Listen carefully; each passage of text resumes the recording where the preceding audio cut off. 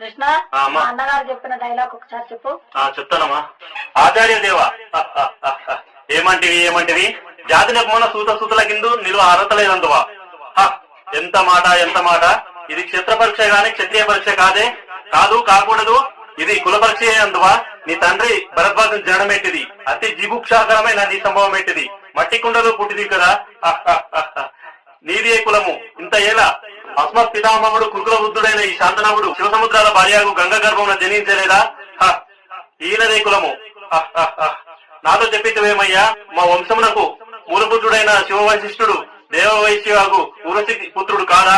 అతడు పంచమి జాతి కన్య అయిన అరుంధతి శక్తిని, ఆ శక్తి చండాలంగానందు పరాశరుని, ఆ పరాశరుడు పల్లె పట్టి అయిన మత్స్యగంధి అందు మా తాత వ్యాసుని, ఆ వ్యాసుడు విధవరాంబైన మా పితామహి అంబికతో మా తండ్రిని, మా పితామహి అంబాలికతో మా పినతండ్రి పాండురాజును, మా ఇంటి దాటితో ధర్మ నిర్మాణాచరుడని మీచే కీర్తింపబడుతున్నా ఈ విధుల దేవుని కనలేదా.